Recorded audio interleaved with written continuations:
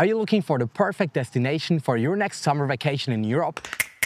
Then maybe this place here, Alicante, could be the perfect match for you. They have great beaches, amazing historical places, a vibrant nightlife, and for sure a lot of great food to taste. I spent 1 week in this beautiful city, and in this video I will tell you all the tips you need to plan your trip to Alicante, and I will share my highlights with you so you can get some inspiration and see what you can do around here. So I would say, let's get it started. Let's go and explore Alicante.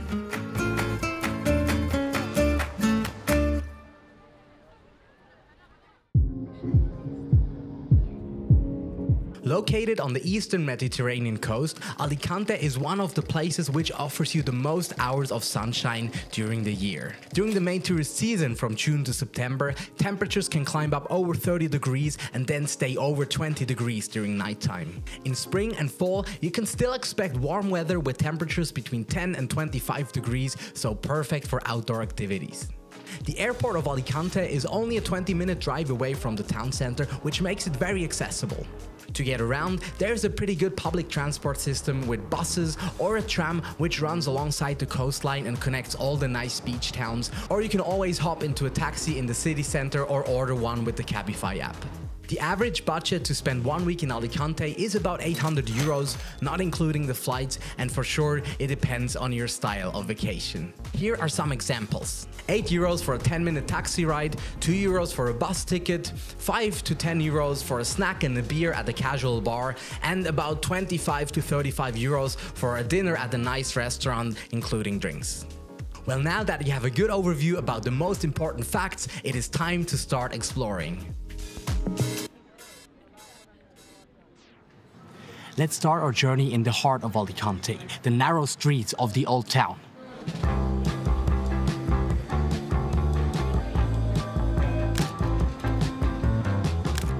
The Old Town of Alicante is one of the most scenic places I've ever seen. It just has so much character, and especially when the sun sets during golden hour, the whole place looks like a movie set. The town has the perfect size to just go and explore by foot, and once you get further away from the busy main roads, you will just get lost in the beauty surrounding you. If you just wander through the streets, you will come across so many hidden gems like small tapas restaurants, street art, or the famous Mushroom Road. The Basilica of Santa Maria is the oldest still active church of Alicante and for sure worth a visit. The main boulevard in the middle of the town is called La Rambala, and this is where all the big shops and chain restaurants are located.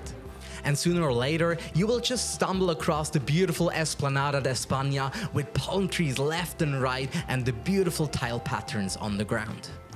And for sure, after the sun sets, you will find many vibrant places to enjoy the nightlife. If the temperatures are just too hot to walk, or if you want to get around quicker, it is always a great option to hire a bicycle or join a guided tour. There are special bike lanes throughout the town, which makes hiring a bicycle a fun and easy way to explore. There are some of Europe's nicest beaches around Alicante. For example, this one right here near the town center called Playa del Postiguet. Perfect for a quick dip in the ocean, a tanning session, or some ball games in the sand.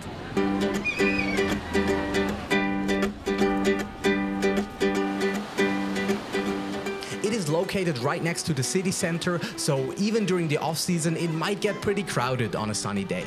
Good thing that Alicante has so many options to choose from. There are so many beaches along the coastline, so if you're willing to leave the old town, I am sure that you will find the perfect one for your taste.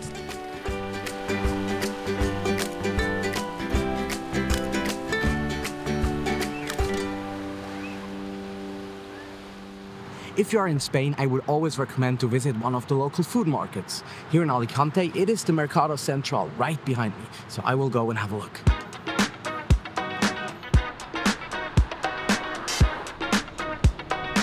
Located in this remarkable building, the market opens its gates every day except for Sundays from 7 in the morning to 2:30 p.m. or 3 p.m. on Saturdays. I visited early in the morning, so some stalls were still closed, but still I was impressed by the variety and the size of the market. On the first floor, you can find all kinds of meat and cheese products. An escalator takes you down to the underground level, where you have seafood, a big section of fresh fruit and vegetable, bakeries, tapas bars, and many stalls with different specialities.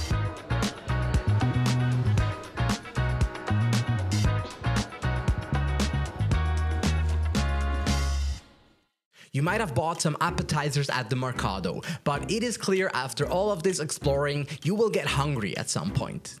Good thing Alicante is known for its great cuisine. Like almost everywhere in Spain, you can get tapas, which are little bites of different foods, so you can kind of snack your way through a meal. Some options that you might want to try is the tortilla, which is a variation of an omelette, then the baked potatoes, which come with their signature sauce, or for sure the famous jamón ibérico.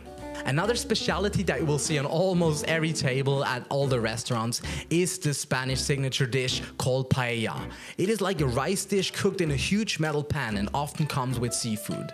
And you will always find plenty of options for dessert, from pastries to my personal favorite, the good old gelato. If you need to burn some calories after all of those treats, then Alicante has plenty of options to offer. I was visiting a one-week tennis camp during my stay, which took place in one of the many tennis clubs around the town. Many of those clubs are also equipped with paddle courts, which is a widely played sport in Spain, so that could be the perfect moment for you to go and give it a try.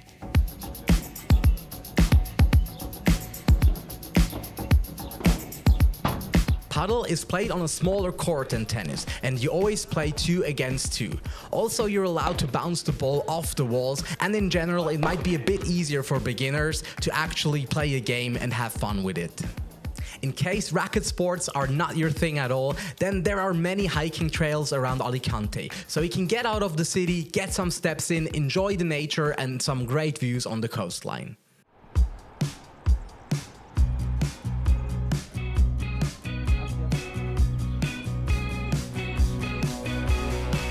If the weather's not so good, or you just need to get out of the sun for a bit, then you should definitely visit the Arqueological Museum of Alicante. It is world famous, and it is located in an old hospital building, so even from the outside it looks spectacular.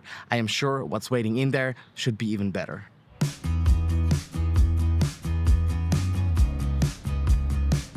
Since Museo Arqueologico Provinciale de Alicante is pretty hard to pronounce, it is generally known as the MARQ. An entrance costs about €5, and the collection spans from prehistoric times to the medieval period, showcasing the rich heritage of the Alicante region. What makes it so special is the innovative and immersive way to present history. They combine traditional exhibits with cutting-edge technology, which creates an atmosphere which highlights the beauty of those relics on a complete different level. Because I spent a lot of time on the tennis court, I couldn't fit all of the highlights of Alicante in this 1 week that I was there. I don't want you to make the same mistake, so before we move on and talk about my last and favorite attraction of Alicante, I will give you a list of things that are definitely worth checking out as well. First off, you can book a 1-hour ferry ride that brings you to the Tabarca island. There you can explore beautiful beaches, crystal clear waters, and charming historical sites that this small island has to offer. If you don't have time to visit Tabarca Island, I would still recommend to book some kind of boat tour so that you can go and explore the beautiful coastline and maybe have a swim in the water. And then there's this beautiful town called Elche, which is definitely worth a visit to walk through its unique palm tree forest.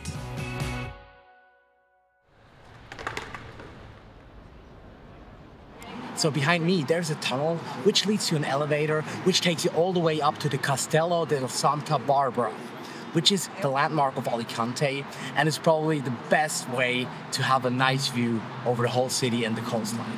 So let's go and have a look. My personal highlight is the Santa Barbara Castle. It is clearly the most famous attraction that Alicante has to offer. It is built in a spectacular way on top of a hill right at the edge of the city, so you can see it from almost everywhere. You can either hike up there on a paved path, or you can take the elevator for about €3. Up there, you can either book a guided tour to see the dungeons and other buildings of the castle, or you can enjoy the outdoor spots by yourself and enjoy the first-class views over Alicante and the coastline. So I am now at the highest point of the castle, and from here you have a 360-degree view over everything. The beach, the city, the mountains in the back. It is just a magical place.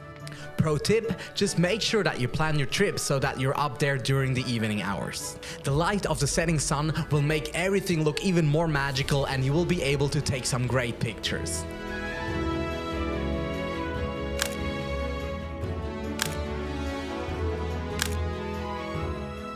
And with this view here, it is time for me to say goodbye to Alicante. I hope you enjoyed watching the video and that you got a lot of tips about how to plan your own trip to this beautiful city. If you have any questions about this video, some hidden gems of Alicante that you would like to share, or if you just want to say thank you for this nice travel guide, then feel free to write me a comment. I'm always very happy to read them and answer them. Don't forget to like and subscribe to my channel, because then I will see you in my next travel adventure. Goodbye.